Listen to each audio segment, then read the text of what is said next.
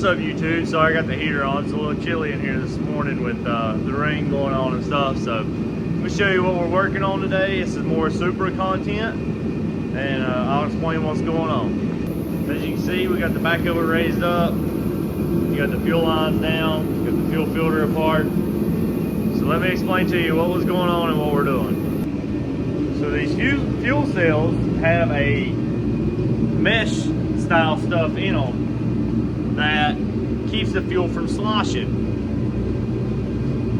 It's a really good idea, but I've heard issues with people having problems with them breaking apart and getting in the fuel filters. The other day, actually yesterday, I took Chris to school in it, and we turned the car up, and it acts like it's just, I don't know, it acts like it's just cutting out or something like that every once in a while. So I took Chris to school in it yesterday, and we got it running pretty good, so I turned the boost up a little bit, and it done it again. So I was like, well, I'm gonna clean it out, and I've been thinking about taking out the mesh stuff anyway. Might be a bad idea, but we're going to a bigger fuel cell anyway, a different, bigger fuel cell anyway. So I took the stuff out. Let me show you what it looks like. This is your foam stuff that goes in the fuel tank to keep it from sloshing, right? But as you can see, this stuff come apart pretty easy.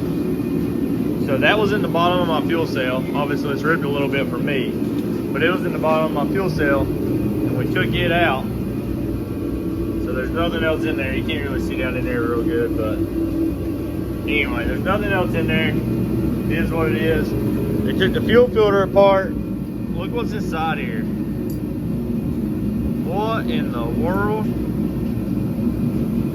So this thing would make 43 PSI fine, no problem. But when it started pulling fuel, look at that.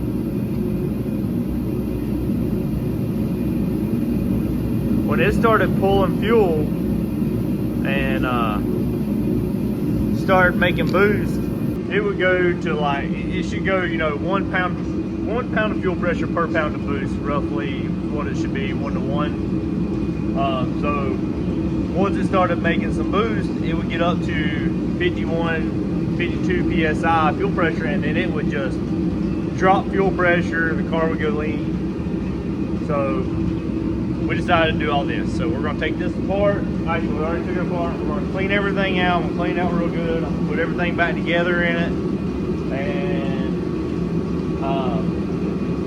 put everything back together. Don't know if we'll get to drive it today. It's raining. Don't really matter. I got my regular wheels and tires on it. We might take it out, and I don't know.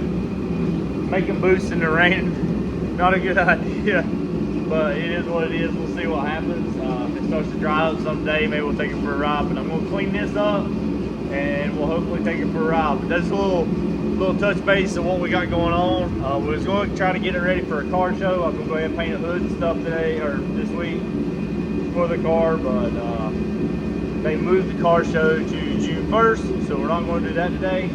But that's where we are on the car.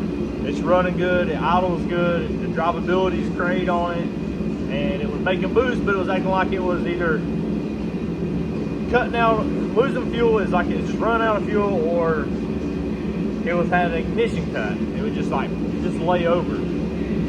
Took the fuel filter apart. Probably the first time I've cleaned this since we put it on, which has been a while. So it could have just had trash in the tank originally, or that foam piece did start coming apart. It looked like a mixture of both in it. We're gonna clean it up, see what happens, so stay with us, see what we find out. I know y'all seen this in here, so I'm just gonna go over this briefly. We went ahead and we done a little polishing on it, there and there and there. And my heater's out, so it's getting ready to cut off.